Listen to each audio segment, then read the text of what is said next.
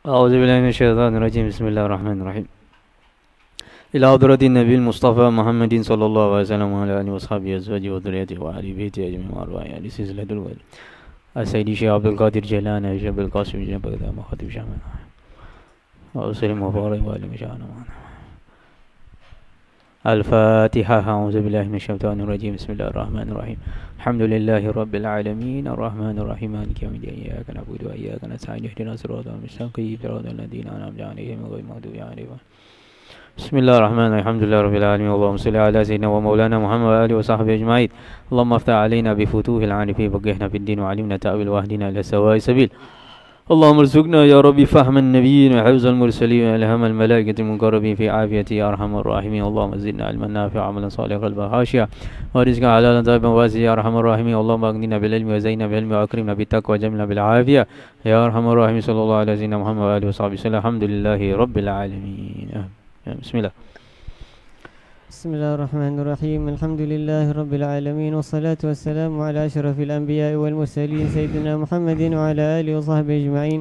قال المؤلف والإمام العلامة محي الدين أبو زكريا يحيى بن شرف النووي رحمه الله تعالى في كتابه رياض الصالحين من كلام رسول الله صلى الله عليه وسلم سيد العارفين ونفعنا بعلوم في الدارين آمين. رضي الله عنكم. الخامس وعن أبي هريرة رضي الله عنه قال قال رسول الله صلى الله عليه وسلم من تاب قبل أن تطلع الشمس من مغربها تاب الله عليه. رواه مسلم. Kelima dari Abu Hurairah radhiyallahu anhu katanya Rasulullah sallallahu alaihi wasallam bersabda, barang siapa bertaubat sebelum matahari terbit dari arah barat, maka Allah Subhanahu wa taala akan menerima taubatnya orang itu. Riwayat Muslim. Keterangan huraian dalam hadis di atas sesuai dengan firman Allah Subhanahu wa taala dalam Al-Quran Al-Karim surah An-Nisa ayat 18 yang berbunyi walaisatit taubatu lilladzina ya'maluna as-sayyi'at hatta idza hadara ahaduhumul maut qala inni tubtu al-an. Dan taubat itu tidaklah diterima dari orang-orang yang mengerjakan kejahatan sehingga apabila salah seorang dari mereka itu telah didatangi kematian, sudah dekat ajalnya dan ruhnya sudah ada di kerongkongan, barulah ia berkata, aku sekarang bertaubat. Bismillahirrahmanirrahim. Alhamdulillah. Alhamdulillahi rabbil alamin. Wassalatu wassalamu ala asyrafil anbiya wal mursalin sayyidina wa maulana Muhammad wa alihi wa sahbihi ajma'in. Rabbi shrah li sadri wa yassir li amri wa hlul 'uqdatam min lisani yafqahu qawli. Subhanaka la ilma lana illa ma 'allamtana innaka antal alimul hakim. Ilahi anta maqsudi wa ridhaka matlubi. A'tini mahabbataka wa ma'rifatak. Kita dapat teruskan pembacaan hadis Rasulullah sallallahu alaihi wasallam yang mana hadis ini diriwayatkan daripada Abi Hurairah radhiyallahu an. Telah bersabda Rasulullah sallallahu alaihi wasallam, man taba qabla an tatlu'a asy-syamsu min maghribiha taballahu alaihi. Dari Abu Hurairah radhiyallahu an, Rasulullah sallallahu alaihi wasallam bersabda, barang siapa bertaubat sebelum matahari terbit dari arah barat, maka Allah akan menerima taubatnya orang itu. Riwayat Muslim. Maka antara tanda-tanda kiamat yang besar yang disebutkan di dalam hadis Nabi sallallahu alaihi wasallam adalah apabila matahari terbit daripada arah barat. Maka apabila terjadi kejadian itu, maka tutuplah segala pintu taubah dan Allah Subhanahu wa taala tidak akan menerima taubat hamba-hambanya. Maka alhamdulillah kita masih hidup di atas muka bumi ini yang mana Allah Subhanahu wa taala masih membukakan pintu taubatnya sebesar-besarnya untuk kita sama-sama kembali kepada Allah Subhanahu wa taala, yang mana taubat yang akan diterima oleh Allah Subhanahu wa taala adalah taubat nasuha. Taubat nasuha kata para ulama adalah apabila kita mencabut dosa itu daripada akarnya, iaitu sebatang pohon yang mana apabila kita mencabutnya daripada akarnya, maka pohon itu dah tidak akan tumbuh lagi. Maka begitulah dosanya itu, seseorang itu harus mencabutnya daripada akarnya. supaya tidak akan tambah dosanya lagi, supaya dia tidak ulangi dosanya lagi. Tetapi kalau dia mempunyai sebuah pohon, kemudian dia memotong, iaitu memotong sedikit-sedikit saja daripada pohonnya itu, maka pohon itu akan bertambah lebih besar lagi. Maka seseorang hamba Allah Subhanahu wa taala yang bertaubat kepada Allah Subhanahu wa taala, kemudian lepas beberapa hari melakukan dosa itu lagi, maka dia tergolong dalam golongan orang-orang yang belum bertaubat kepada Allah Subhanahu wa taala. Maka apa yang harus dilakukan? Maka dia harus kembali kepada Allah, taubat lagi kepada Allah. Berapa kali yang harus dilakukan seperti itu? Maka dia harus ulang-ulang bertaubat kepada Allah Subhanahu wa taala dengan seikhlas-ikhlasnya, sampai apabila Allah Subhanahu wa taala menerima taubatnya, maka Allah Subhanahu wa taala akan menjaga dirinya daripada segala perbuatan maksiat. Dan apabila Allah Subhanahu wa taala menjaga seseorang daripada perbuatan maksiat, maka itu adalah petanda Allah Subhanahu wa taala telah menerima taubatnya, dan Allah Subhanahu wa taala tidak akan menyiksa hambanya itu di dunia dan di akhirat. Bagaimana dia mendapat siksaan di dunia? Siksaan di dunia merupakan kesempitan daripada segi rezekinya, kesempitan daripada segi kehidupannya. Azab di dunia ini pun merupakan, iaitu mereka tidak mendapat ketenangan apabila melakukan ibadah kepada Allah Subhanahu wa taala. Azab di dunia juga termasuk apabila seseorang dicabutkan Allah Subhanahu wa taala daripada hatinya kemanisan munajat kepada Allah Subhanahu wa taala, dicabutkan Allah Subhanahu wa taala taufik untuk beramal saleh, maka ini semua termasuk azab. Ini semua termasuk adalah siksaan Allah Subhanahu wa taala atas hambanya itu disebabkan dosa-dosa. Maka disebutkan oleh Imam Al-Ghazali dalam kitab Al-Minhajul Abidin, yang mana beliau menceritakan, iaitu Sayyidina As-Sufyan Al-Thawri rahimahullahu taala, pada satu ketika beliau memasuki masjid, dan apabila beliau memasuki masjid, beliau melihat seseorang membaca Al-Quranul Karim. Apabila melihat orang ini membaca Al-Quranul Karim, maka terlintas di dalam hatinya, iaitu seseorang ini membacanya dengan sifat riak, iaitu menunjuk-nunjuk.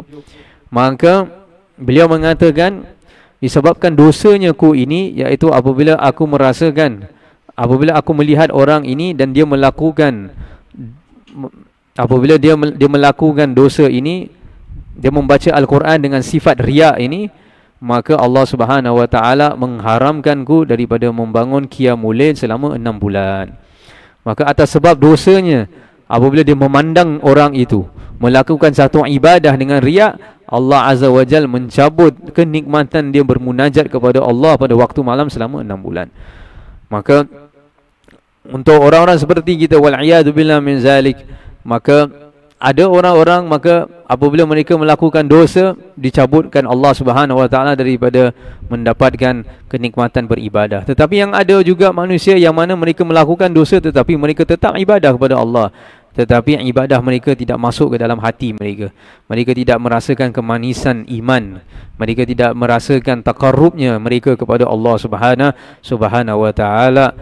Dan juga Allah Subhanahu wa taala menyuruh kita bertaubat daripada sekarang, dan juga bertaubat ini adalah satu perkara sifat yang baik, yang mana disuruh setiap orang mukmin bertaubat kepada Allah banyak kali dalam satu hari.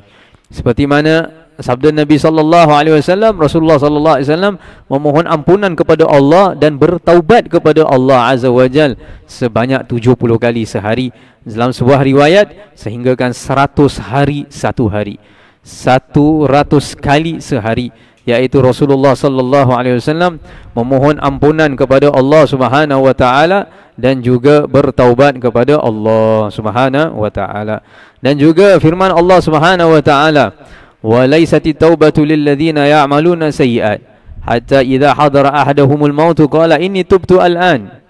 Allah berfirman, iaitu taubat itu tidak diterima, tidak diterima apabila matahari dah terbit daripada barat. Dan juga taubat itu tidak diterima, kata Allah, daripada orang-orang yang mengerjakan sayyiat, mengerjakan kejahatan, sehinggakan apabila salah seorang daripada mereka didatangi kematian, sudah dekat ajalnya dan rohnya sudah ada di kerongkongannya, barulah dia berkata, aku sekarang bertaubat. Seperti Fir'aun, Apabila nak ditenggelamkan Allah Subhanahu wa taala, barulah dia mengatakan, aku beriman kepada Tuhannya Musa alaihi salam. Maka taubatnya tidak diterima oleh Allah Azza wa Jal. Maka kita pun tidak tahu bilakah ajal maut kita. Setiap manusia akan merasakan kematian. Kullu nafsin dha'iqatul maut, setiap yang bernyawa akan merasakan kematian. Ada yang Allah Subhanahu wa taala mengambil nyawa mereka pada usia yang tua, 80-an, 90-an, yang ada lebih muda lagi 70-an, yang ada lebih muda lagi 60-an, yang ada lebih muda lagi 50-an, yang ada lebih muda lagi 40-an, yang ada lebih muda lagi seterusnya.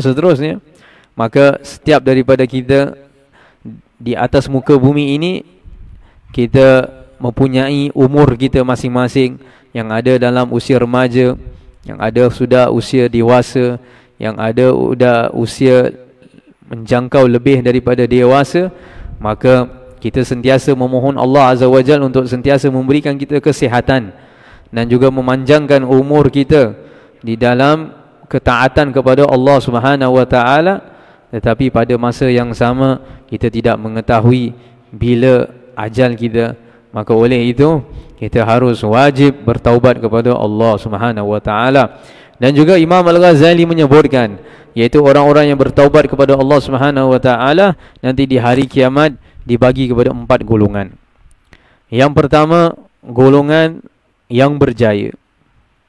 Golongan yang berjaya adalah golongan yang mana mereka semasa di dalam hidupnya mereka banyak melakukan amal saleh, mereka taat kepada Allah Subhanahu wa taala, dan pada masa yang sama mereka menjauhi segala macam maksiat, yang kecil apalagi yang besar, sehingga mereka bertemu dengan Allah Subhanahu wa taala dalam keadaan yang bersih, dalam keadaan yang suci. Maka mereka walaupun tidak melakukan dosa besar dan mereka tidak berterusan dalam dosa kecil, mereka sentiasa memohon ampunan kepada Allah sebagai hamba Allah, sebagai seorang hamba. Walaupun dia tidak melakukan satu kesalahan, tetapi dia sentiasa memohon Allah mengampunkan dosanya. Itu adalah keadaan hamba kepada Allah, kepada Tuhannya, menunjukkan kerendahan diri hamba itu kepada Tuhannya. Kita apabila melakukan wuduk, Nabi SAW mengajarkan kita, wuduk itu akan menghapuskan dosa kita. Dosa-dosa yang kita lakukan dengan anggota kita akan dihapuskan Allah.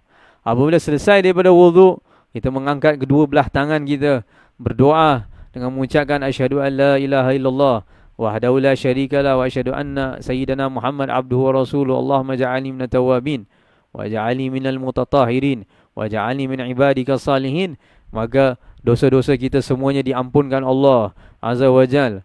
Kita berjalan untuk melakukan solat, setiap langkah yang kita lakukan diampunkan Allah dosa-dosa kita. Apabila kita melakukan sembahyang kita takbiratul ihram, melakukan Allahu Akbar, iaitu mengagungkan Allah, membesarkan Allah Subhanahu wa taala, Allah ampunkan dosa kita.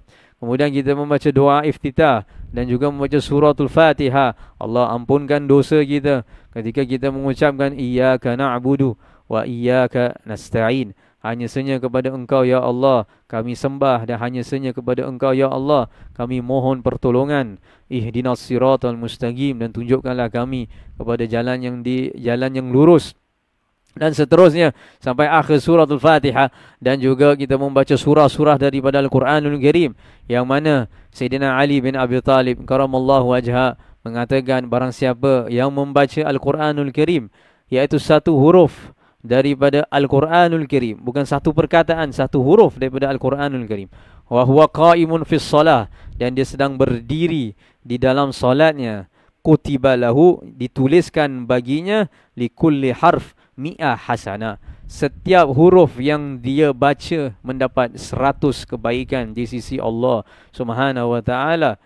Apabila kita membaca Al-Quranul Karim ketika berdiri di solat, setiap huruf dibalas Allah dengan 100 kebaikan.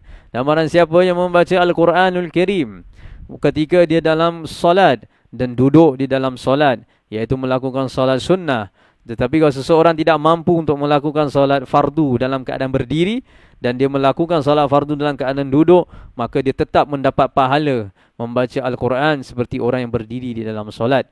Tetapi siapa yang membaca Al-Quran sedang dia duduk di dalam solat, iaitu solatul sunnah, dan dia membaca Quran, maka ditulis baginya setiap huruf daripada Quran itu 50 kebaikan. Dan barang siapa yang membaca Al-Quranul Karim di luar solat dan dalam keadaan wudu, dalam keadaan tahara suci, maka ditulis baginya setiap huruf 25 kebaikan. Dan barang siapa yang membaca Al-Quranul Karim tanpa wudu, dibolehkan kita baca Quran tanpa wudu, tetapi tidak boleh menyentuh Quran tanpa wudu. Apabila nak menyentuh Quran, maka mushaf sudah tentu diwajibkan kita ada wudu. Melainkan kalau tafsir Al-Quranul Karim, maka itu tidak menjadi masalah tanpa wudu, tetapi tetap afdal apabila kita memegang tafsirul Quran dalam keadaan wudu. Tetapi kalau mushaf Al-Quran, maka wajib kita memegangnya dalam keadaan wudu, seperti mana firman Allah Subhanahu wa taala, la yamassuhu illal mutahharun, tidaklah menyentuh Al-Quranul Karim melainkan di dalam keadaan mutahharun, dalam keadaan yang suci. Maka orang yang membaca Quran tanpa wudu, maka setiap huruf yang dia baca mendapat 10 kebaikan. Maka kita lihat di sini Rasulullah sallallahu alaihi wasallam mengajarkan kita, memberitahu kita mengenai fadilat-fadilat bermacam-macam amal, dan semua amal-amal ini Allah Subhanahu wa taala akan membalasnya dengan ganjaran yang besar, kebaikan yang banyak, dan juga mengampunkan dosa-dosa kita, terutama sekali di dalam solat yang mana kita sebut tadi, waktu kita berdiri membaca Quran dan ketika kita rukuk. Dalam sebuah hadis Rasulullah sallallahu alaihi wasallam bersabda yang bermaksud, apabila seseorang hamba Allah rukuk, maka dosa-dosanya akan jatuh bersama dengannya. Dan juga apabila i'tidal dan sujud, dan apabila melakukan sujud, yaitu Rasulullah sallallahu alaihi wasallam bersabda, aqrabu ma yakunu bainal 'abd wa rabb wa huwa sajid, yang paling dekat sekali seseorang hamba dengan Tuhannya adalah ketika dia berada dalam keadaan sujud kepada Allah Subhanahu wa taala.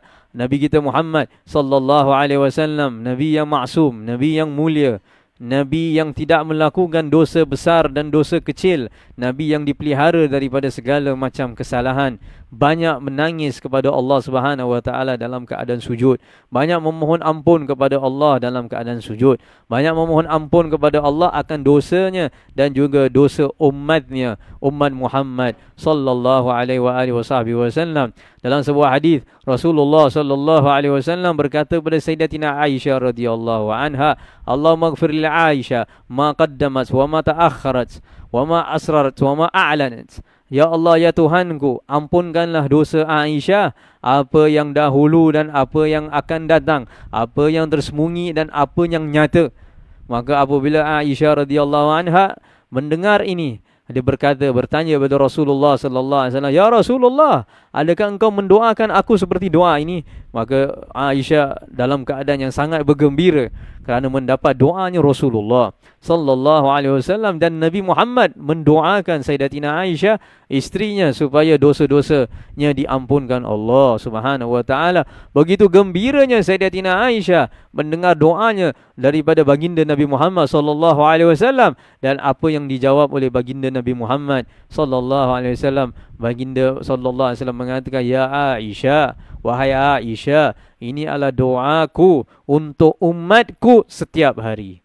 Setiap hari aku mendoakan umatku supaya dosa-dosa mereka semuanya diampunkan Allah Subhanahu wa taala. Siapa umat Nabi Muhammad sallallahu alaihi wasallam? Kita adalah umat Nabi Muhammad sallallahu alaihi wasallam. Kuntum khaira ummatin ukhrijat linnas ta'muruna bil ma'rufi wa tanhauna 'anil munkar. Adapun kamu adalah sebaik-baik umat yang dikeluarkan Allah kepada manusia, yang mana menyuruh manusia melakukan kebaikan dan mencegah manusia daripada keburukan. Oleh itu, para hadirin yang dirahmati Allah, janganlah kita menambahkan dosa kita kepada Allah Subhanahu wa taala. Insafilah, taubatlah kepada Allah, kembalilah kepada Allah Subhanahu wa taala, kerana umur kita ini sangat singkat di atas muka bumi ini. Bila-bila masa Allah Subhanahu wa taala akan menjemput kita kepada Allah Subhanahu wa taala, dan kita tidak inginkan apabila dah sampai iaitu ajal maut kita sudah sampai kepada kerongkong kita, barulah ketika itu kita nak mengucap 2 kalimah syahadat, maka itu dah terlambat. Maka alhamdulillah sekarang ni dalam keadaan sihat wal afiah, maka perbanyakkanlah ucapkan la ilaha illallah.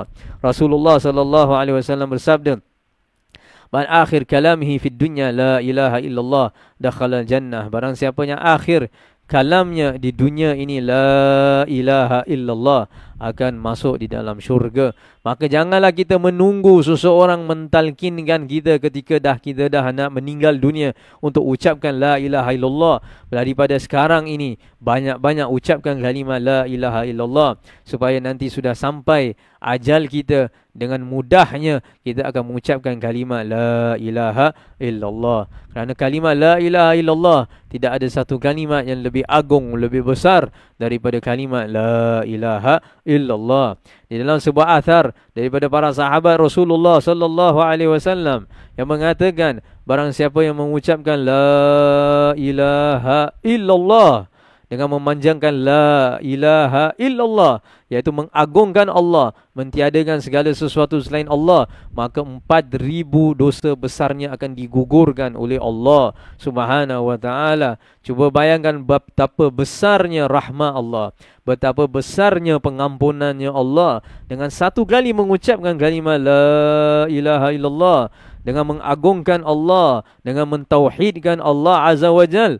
4,000 dosa besar kita akan digugurkan oleh Allah Subhanahu wa taala, dengan syarat kita mengucapkannya dengan ikhlas, dengan syarat mengucapkannya dan mengetahui bahawasanya Allah Azza wa Jal, iaitu melihat kita, memandang kita, memerhatikan kita. Allah Subhanahu wa taala Maha menerima taubat kita.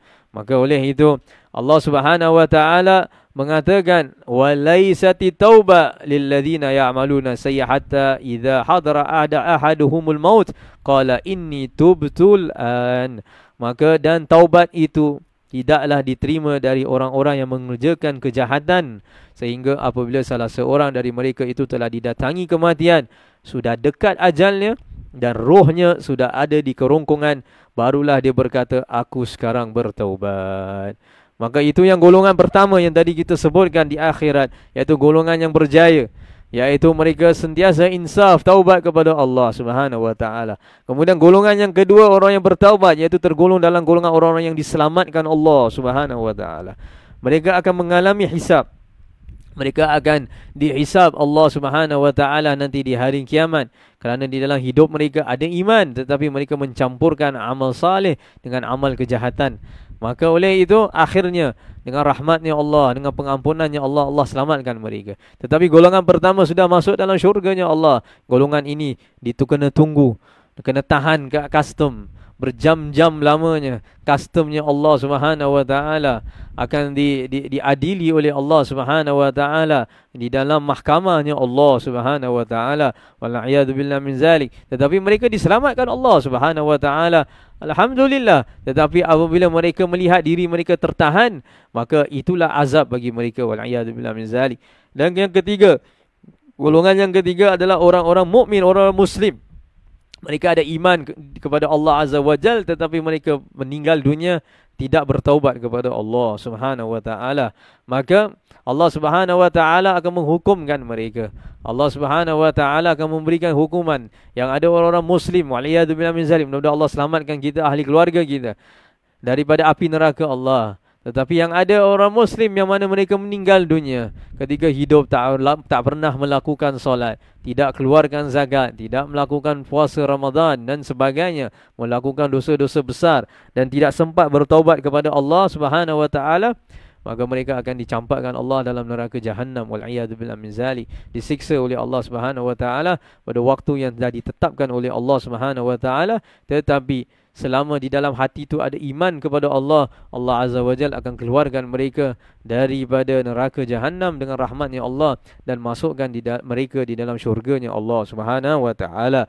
Kemudian golongan yang keempat adalah golongan yang orang-orang yang tidak ada iman langsung kepada Allah Subhanahu wa taala, dan golongan ini adalah golongan orang-orang yang musyrikin, orang-orang yang tak beriman dan melakukan syirik kepada Allah Subhanahu wa taala, yang mana disebutkan di dalam Al-Quranul Karim, yang mana mereka akan dikekalkan dengan Allah Subhanahu wa taala di dalam neraka Allah. Mudah-mudahan Allah selamatkan kita, ahli keluarga kita dan umat Rasulullah sallallahu alaihi wa alihi wasallam daripada nerakanya Allah dan memasukkan kita semua dalam syurganya Allah Subhanahu wa taala. Baik, teruskan. السادس عن أبي عبد الرحمن عبد الله بن عمر بن الخطاب رضي الله عنهما عن النبي صلى الله عليه وسلم قال إن الله عز وجل يقبل توبة العبد ما لم يغرغر. Keenam dari Abu Abdurrahman yaitu Abdullah bin Umar ibn al-Khattab radhiyallahu anhuma dari Nabi sallallahu alaihi wasallam, sabdanya sesungguhnya Allah Azza wa Jal itu menerima taubatnya seorang hamba selama rohnya belum sampai ke rongkongannya, yakni ketika akan meninggal dunia. Diriwayatkan oleh Tirmizi, Imam Tirmizi, dan ia berkata bahawa ini adalah hadis hasan. Setiap manusia akan pasti mengalami iaitu kematian. Akan mengalami saat menjelma kematian. Setiap manusia, kita semua pastinya satu hari nanti malaikat Israel akan datang kepada kita dan akan ambil nyawa kita. Dan disebutkan iaitu rohnya seseorang itu akan ditarik, dicabut daripada kakinya sampai kepada badannya dan dikeluarkan roh itu melalui mulutnya. Dan matanya akan melihat ke atas kerana akan melihat rohnya itu dibawa amal-amal solehnya dan juga apa saja kejahatan yang dilakukan akan dibawa oleh malaikat maut, dibawa kepada Allah Subhanahu wa taala, dan matanya akan memandang ke atas dan mulutnya akan terbuka. Dan ini adalah satu perkara yang setiap orang akan mengalaminya. Maka seseorang itu apabila ajal mautnya sudah datang, maka dia akan didiamkan Allah Azza wa Jal. Dia dah tak mampu untuk berbuat lagi kerana dia dah melihat tempatnya di syurga, ataupun wal'iyadu billah min zalik, tempatnya di dalam nerakanya Allah Subhanahu wa taala. Maka dia dah tak boleh ucap lagi, dia dah tak boleh beritahu kepada temannya ataupun ahli keluarga yang sekelilingnya. Maka waktunya sudah tiba.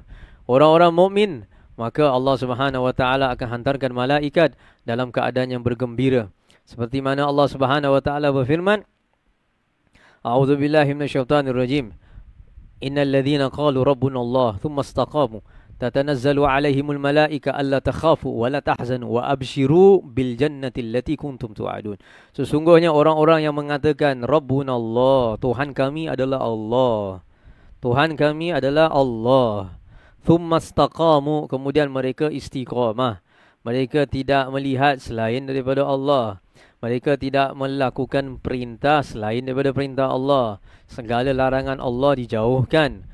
Tsumastaqamu, kata Allah Subhanahu wa ta'ala. Hati mereka hanya kepada Allah, tawakal kepada Allah, memohon kepada Allah, menyerahkan kepada Allah, menjerit kepada Allah, menangis kepada Allah Subhanahu wa ta'ala, mengharapkan hanya kepada Allah. Dan mereka tahu Allah lah yang akan menjaga mereka. Tsumastaqamu, mereka istiqamah. Allah mengatakan tatanazzalu alaihimul malaikah. Malaikat-malaikat akan turun. Malaikat-malaikat akan datang kepadanya ketika sakaratul maut. Dan malaikat-malaikat ini akan mengatakan alla takhafu, janganlah kamu takut, wala tahzanu, jangan kamu sedih, wa abshiru, kami datang kepadamu untuk memberikan berita gembira pada kamu. Bil jannah, dengan syurga. Bil jannati allati kuntum tu'adu, dengan syurga yang telah dijanjikan kepadamu. Maka ketika itu, saat kematian itu adalah saat gembiranya seorang mukmin ketika dia bertemu dengan Allah, dengan kekasihnya Allah Subhanahu wa taala. Kalau kita jadikan Allah dan Rasul sallallahu alaihi wasallam kekasih kita, sudah setentu-tentunya kita tidak sabar untuk bertemu dengan kekasih kita.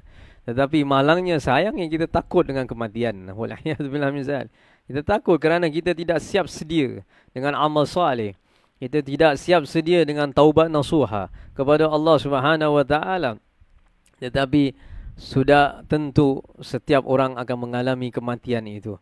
Dan orang-orang mukmin yang mana disebutkan wa abshiru bil jannah, mereka akan diberikan berita gembira dengan syurga yang telah dijanjikan Allah Subhanahu wa taala. Maka mereka kembali kepada Allah dalam keadaan tenang. Seperti mana firman Allah Subhanahu wa taala, ya ayyatuhan nafsul mutmainnah irji'i ila rabbiki radiyatan mardiyah fadkhuli fi ibadi wadkhuli jannati. Wahai nafsu yang tenang, wahai nafsu yang tenang, mutmainnah. Nafsu yang tenang adalah nafsu yang senang kepada taat kepada Allah, nafsu yang suka ibadah, nafsu yang suka kepada kebaikan. Itu maknanya nafsu yang tenang. Apabila masuk waktu solat, cepat-cepat melakukan solat, tidak lambat-lambatkan solat. Apabila waktu untuk mengaji, membaca Quran, senang dia membaca Al-Quranul Karim. Buka Al-Quran, melihat kalamullah, dia akan mencium kalamullah itu, senang hatinya. Seperti beberapa sahabat Rasulullah SAW, antara Sayyidina Khalid bin Walid, apabila melihat Al-Quranul Karim, hadza kalamu Rabbi, dia mengatakan ini adalah kalamnya Tuhanku, dan dia mencium, mengagungkan Al-Quranul Karim. Masya Allah, kerana hati mereka terbaut dengan kebaikan. Ini dinamakan nafsul mutmainnah. Apabila mendapat kejian, kemaksiatan dan sebagainya, hati mereka tidak senang. Apabila datang di tempat yang mana ada pengumpatan, fitnah, berbohongan dan sebagainya, hati mukmin, hati orang yang mutmainnah tidak senang dengan kumpulan-kumpulan seperti ini. Tetapi hati mukmin senang dengan kumpulan seperti mengaji, belajar kitab, membaca hadis Rasulullah sallallahu alaihi wasallam. Maka Allah mengatakan, berfirman, ya ayyatuhan nafsul mutmainnah, wahai nafsu yang mutmainnah, irji'i, kembalilah engkau. Wahai nafsu mutmainnah, kembalilah engkau ila rabbiki, kepada Tuhanmu, radi. Allah mengatakan, masuklah engkau dalam syurga. Ayat ini kalau kita lihat, Allah mengatakan fadkhuli fi ibadi wadkhuli jannati, masuklah engkau dalam syurgaku. Allah tidak mengatakan masuklah engkau dalam syurga Firdaus ataupun syurga ma'wa, syurga jannatun na'im, tapi Allah mengatakan masuklah engkau dalam syurgaku. Masya Allah. Seperti mana kalau kita datang rumah kita, orang datang, kita akan mengatakan masuklah dalam rumah saya. Kita tak kata masuklah awak dalam rumah blok sekian-sekian, Bedok North ataupun Simei ataupun Tampines, tingkat berapa, address, tidak. Awak akan mengatakan masuklah dalam rumah saya. Maka Allah menjemput hamba ini, masuklah ke dalam syurga. Ini untuk siapa? Untuk orang-orang yang ada mempunyai nafsul mutmainnah, nafsu yang tenang, tenang dengan Allah Subhanahu wa taala. Tidak goyang dengan apa sahaja, hanya dengan Allah Subhanahu wa taala. Tauhidnya hanya kepada Allah, hanya mengesahkan Allah Subhanahu wa taala. Janganlah kita terpengaruh dengan bujukan nafsu, godaan syaitan, terpengaruh dengan perkara-perkara kemaksiatan dan sebagainya. Kuatkanlah azam kita untuk kembali pada Allah. Kita sudah berada di akhir Rajab, kita nak masuk bulan Syaban. 1 bulan lagi kita akan masuk bulan Ramadan, Ramadan Karim. Maka masuklah bulan Ramadan yang mana himmah kita, semangat kita, keadaan kita, kita berhadapan, iaitu menghadap diri kita dengan penuh tawadhu, penuh rendah diri kepada Allah Subhanahu wa taala. Wallahu a'lam bissawab. Mudah-mudahan Allah Subhanahu wa taala mengampun dosa kita, merahmati kita dan merahmati ibu bapa kita, ahli keluarga kita, isteri kita, suami kita, anak-anak kita, masyarakat kita. Dan mudah-mudahan Allah memberikan kita taubat nasuha. Semoga Allah berikan kita taufik untuk banyak beramal saleh, kembali kepada Allah Subhanahu wa taala, banyak melakukan istighfar kepada Allah, banyak menangis kepada Allah. Moga-moga Allah jadikan hati kita takut kepada Allah, mengharapkan kepada Allah Subhanahu wa taala. Moga-moga Allah jadikan hati kita hati yang bersih daripada sifat riya, takabur, hasad, dengki, ujub, sum'ah dan semua sifat-sifat yang menjauhkan kita daripada Allah Subhanahu wa taala.